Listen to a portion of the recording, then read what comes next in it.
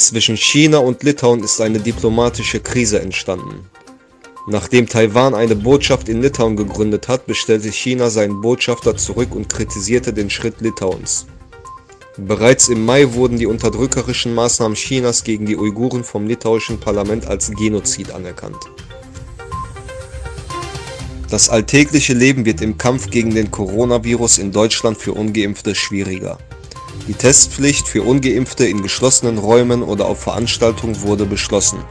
Außerdem werden die Tests kostenpflichtig sein.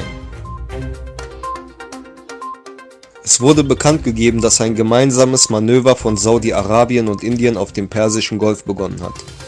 Offizielle saudische Medien berichten, dass dieses gemeinsame Manöver den Namen Indischer Ozean trägt. Der Gouverneur von New York, Andrew Cuomo, tritt zurück, weil er mehreren Vorwürfen von sexuellen Belästigungen ausgesetzt ist. Seine Nachfolgerin wird Kathy Hochul.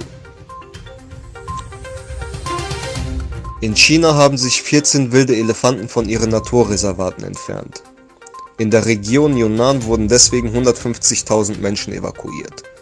Die Herde von 14 wild lebenden Elefanten nähert sich dem Naturreservat, nachdem sie fast 1,5 Jahre umherzog.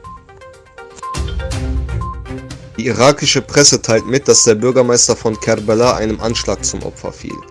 Er wurde während der Besichtigung von illegalen Siedlungen beschossen. Es bleibt beim Todesurteil gegen den Kanadier Robert Schellenberg. Ein chinesisches Gericht hat seine Berufung abgelehnt. Das Strafmaß lautete zuerst 15 Jahre Gefängnis wegen Drogenhandel. Kurz nachdem die Finanzchefin des Huawei-Konzerns in Kanada festgenommen wurde, erhöhte die chinesische Justiz das Urteil.